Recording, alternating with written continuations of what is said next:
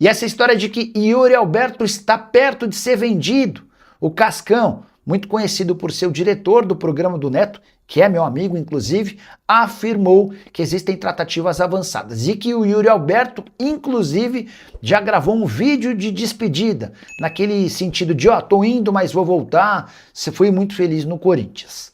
Entrei em contato na manhã dessa terça-feira com o André Cury, que é representante do jogador, e também com o Marcelo Paz, executivo de futebol do Corinthians. É importante contar que, em muitos casos, dirigentes, empresários não podem contar a absoluta verdade. Se existe uma negociação, muitas vezes eles preferem omitir, sob o risco de criar um clima ruim para o atleta. Mas, nesse momento, a posição do Marcelo Paz e do André Cury é de negar qualquer negociação. O Marcelo Paz me assegurou que não existem propostas para o Corinthians. Já o André Cury disse o seguinte, abre aspas, ainda não tenho nada, até porque estamos no começo do mês de maio. Mas, todos os anos, os mercados grandes mandaram proposta. Ele pode ir para a Itália, para a Inglaterra ou para a Espanha. Já trouxemos 28 milhões de euros, só que o Corinthians não aceitou vender. Nesse papo que eu tive com o André Cury, ele também falou que Lazio, Fenerbahçe, Roma e West Ham sempre foram os maiores interessados. Sobre Betis e Benfica, eles até sondaram a situação do Yuri Alberto, mas desistiram por causa do salário do atacante, que ganha na casa dos 2 milhões de reais por mês. A maior dificuldade para tirar o Yuri Alberto do Corinthians diz respeito ao percentual que tem direito o Timão. Em caso de venda, o Corinthians fica com apenas metade do valor do negócio. Os outros 50% pertencem ao Zenit. Para o Corinthians, um negócio interessante começaria a partir de 40 milhões de euros, para que o Timão ficasse com 20 milhões de euros. Não dá para negociar um atleta de 25 anos de idade, com o potencial e a bola que o Yuri Alberto mostra no Corinthians, por cifras inferiores. Mas para o mercado europeu, pagar 40 milhões de euros no Yuri Alberto parece algo fora da realidade. E é diante desse cenário que o Yuri vai ficando para a sorte do torcedor corintiano. O Corinthians, ele tá de olho no Gustavo Mantuan, um jogador que foi revelado, né, pelo próprio Corinthians, terrão, né, da base aí do terrão. E é um cara que é um menino, né? Menino não, né? É um cara mesmo, né? Eu não sei se chegaria para resolver os problemas do Corinthians. É um meio atacante, começou a carreira jogando centralizado, né? Como meio armador. No profissional do Corinthians, ele nunca foi titular do Corinthians. O Mantuan não brilhou com a camisa do Corinthians. Quando ele teve a melhor fase do Mantuan no Corinthians, por incrível que pareça, não estou exagerando, foi como lateral direito nas mãos do Vitor Pereira. Eu me recordo de um grande jogo do Mantuan que não foi na lateral, que foi em São Januário, quando o Wagner Mancini, ó a memória boa que eu tenho, hein? Obrigado, meu Deus, obrigado. O Corinthians jogou num 4-4-1-1. Eu sou tão louco por tática que eu guardo na cabeça as táticas dos jogos dos treinadores do Corinthians em jogo totalmente aleatório. Nesse jogo, o Corinthians jogou no 4-4-1-1 e o Mantuan foi o falso 9 e o outro 1 era o Casares. Casares, lembra do Casares? Aí era Casares e Mantuan, com o Mantuan de falso 9 e o Casares atrás dele. Aí os dois faziam uma parceria ali na frente, quando ele jogou no 4-4-1-1, que para mim foi uma das melhores partidas que o Mantuan fez com a camisa do Corinthians, jogando numa posição assim, que nem era dele também, jogou de falso 9, né? Mas jogou lá na frente, tá? Jogou lá na frente contra o Vasco e foi muito bem nesse jogo. E depois contra o Santos, acho que contra o Santos ele jogou de lateral, né? Ele jogou muito bem também. Misericórdia em Casares, tempos difíceis, diz o Castro. Mas a gente ganhou de São Paulo 1-0, gol do Casares. Não, foi gol do Otero, né? Aí era um grande Otero. A questão do Mantuan, o Corinthians, que tem uma ótima relação com a turma da elenco, né? Que é o Fernando Garcia, da família Garcia, Paulo Garcia, enfim, né? Mas o Paulo Garcia não é da elenco, tá? O Corinthians entrou em contato com o elenco para saber, né, para saber se existe alguma possibilidade do Mantuan voltar ao futebol brasileiro, voltar ao Corinthians. O que o Corinthians recebeu de informação? O Corinthians recebeu que ele quer voltar, e isso é uma novidade, porque das últimas vezes em que o Corinthians fez consulta, né, pro Mantuan, o Mantuan ele recusou logo de cara. Então ele não quis. Agora ele quer voltar. Tudo bem que se pintar a Europa, ele vai deixar né, ele não vai acertar com o Corinthians se pintar alguma coisa de Europa para ele. Até porque o Zenit prioriza a Europa. Então, o Corinthians ouviu que o Mantuan quer voltar ao futebol brasileiro. Ele marcou um casamento, meu amigo Léo falou, né, para mim, inclusive, que ele marcou um casamento pro meio do ano aqui no Brasil, o casamento dele. Ele tá afim de voltar ao futebol brasileiro, tá? O Mantuan. Enfim, é um momento interessante, o jogador tá afim de voltar. E uma coisa que está definida em relação ao Mantuan, ele não quer mais ficar na Rússia. Então o Corinthians tem realmente esperanças, viu, do Mantuan voltar dessa vez. Só que tem só um probleminha, que pode ser um problemão. O Zenit, tá? O Zenit, né? Porque o Zenit, a gente não sabe se o Zenit vai ou não, né? Aceitar liberar o jogador por empréstimo, enfim, liberar de graça eu creio que não vai, tá? Então é isso, então a gente tem que aguardar, tá? É isso, Lu. Tudo bem? Boa tarde para você, para o Pedro, eu de PVC, para todo mundo que acompanha, perdão, o nosso de primeira. O Corinthians que pode se classificar matematicamente caso vença o Santa Fé, caso empate, aí vai ter que esperar quinta-feira, o Peñarol não pode vencer o time do Platense. O fato é que o Corinthians, 100% de aproveitamento, tem grandes chances de garantir já a classificação às oitavas de final nessa rodada, nesse meio de semana, e seria ali fatalmente o primeiro time brasileiro a garantir a classificação. Ah, o Wilton tá falando. Ô, Valentim. Vamos organizar. Lázaro estava falando, entrou o GC de Valentim Furlan, me chamou a atenção e eu fiquei completamente confusa aqui. Vamos colocar o GC certinho, que é Fábio Lázaro e não Valentim Furlan. Até porque o Valentim tá numa braveza hoje, Lázaro. Eu acho que você tá um pouquinho mais tranquilo que o Valentim. Não, eu falo isso. Se eu sou o Valentim Furlan, então valeu, falou. Acabou a participação. Ele não vai falar mais nada, né? Porque o Valentim tá bravo que só, gente. Tô aqui. Fica aí. Pode falar à vontade, viu, Lázaro? Vamos lá, Lázaro, voltando aqui, que eu juro pra você, desculpa prestar atenção em nada que você falou, meu amigo. Você tava falando dos desfalques do Coringão, não é isso? Não, na verdade, eu tava falando sobre a possibilidade do Corinthians se classificar. Então tá.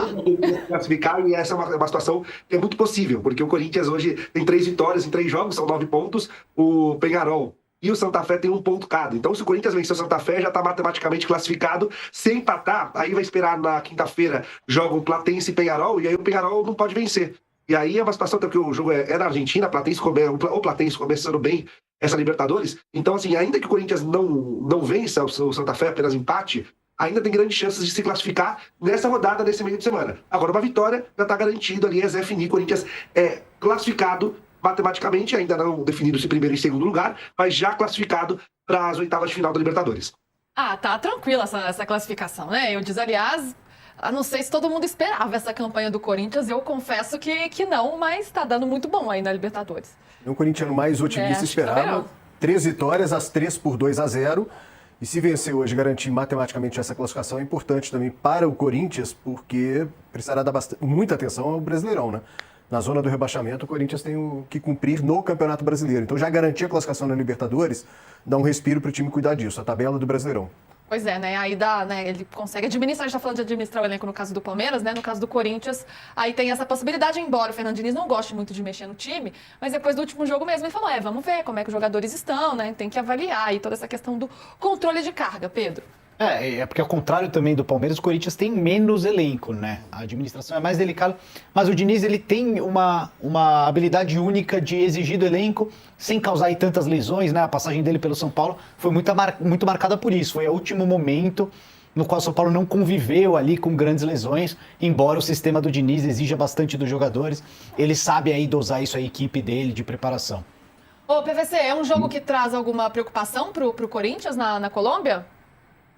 Eu acho que traz, porque é sempre difícil jogar com o Santa Fé, né? Porque tem altitude, mas assim, eu acho que eles estão jogando o que jogou semana passada, aquilo que a gente falou um pouco ontem. Acho que a gente está num momento de intransigência muito grande e de pouca percepção do que está fazendo falta pré-temporada. É justo criticar quando joga mal, como jogou mal contra o Mirassol? Claro que é. Mas é bom a gente tentar entender sobre as razões de ter jogado mal. Por que um time com 7 titulares iguais era a Holanda de 74 no primeiro tempo contra o Peñarol e jogou pedrinha contra o Mirassol? 2 dias depois, o elenco está cansado, o elenco não teve pré-temporada, então é justificável? Não, é para jogar bem. Mas a gente está entendendo o que está acontecendo com todos.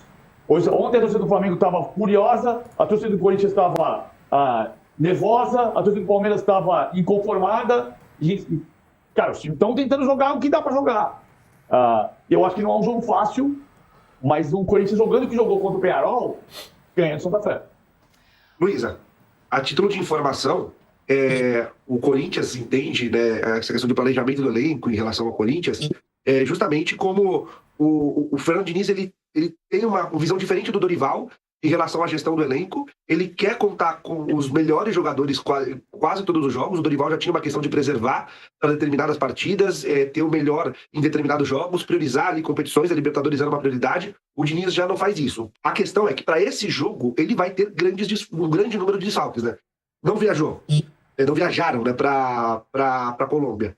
O Choca, que já está um tempo no DM. O Charles, que já está um tempo no DM. Não são titulares, mas acompanham ali. O Alex Santana não foi inscrito ainda para Libertadores. Você não tem ali o Vitinho, que teve um problema no último fim de semana, não viajou. E você também tem o Alan, que o Alan tem uma condição genética, já que impedia ele no Flamengo de jogar jogos à altitude.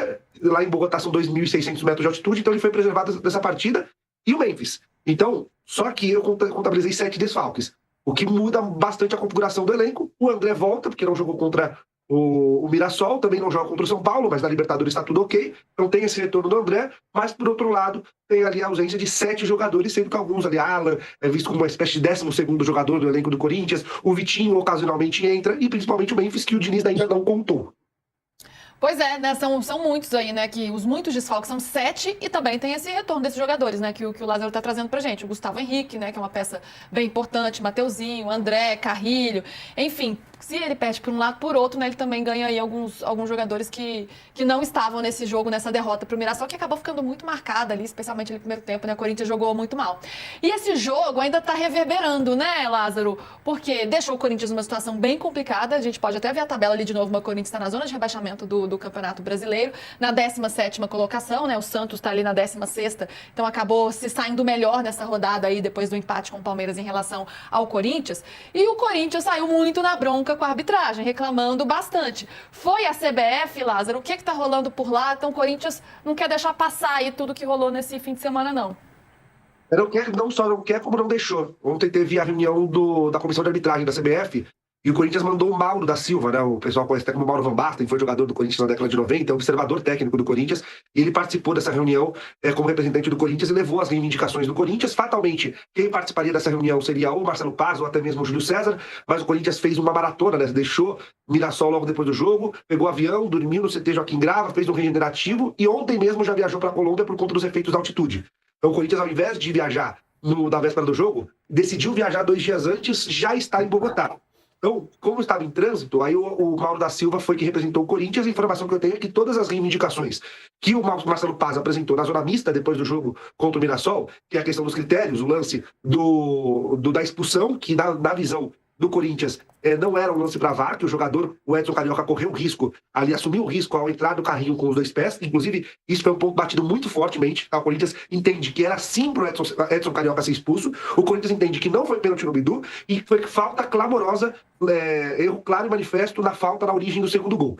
Além da reclamação sobre a ausência de critérios do Superior Tribunal Superior Tribunal de Justiça Desportiva em relação às punições de reclamações de arbitragem, porque o Hugo Souza pegou 2 jogos, depois foi revertido para 1 em relação à reclamação contra o Palmeiras, e que outros jogadores reclamaram e foram absolvidos pelo STJD. Então foram as reivindicações levadas pelo Corinthians através do Mauro ontem na reunião da comissão de arbitragem da CBF. Fala pessoal, estamos aí com atualizações importantes do Corinthians. Se inscreva e ative o sininho para receber mais atualizações do Timão. Deixe seu like, que é muito importante para o crescimento do canal. Utilize o espaço aqui embaixo para registrar sua opinião. Ficamos por aqui com mais esse giro de notícias. Um abraço e até o próximo vídeo.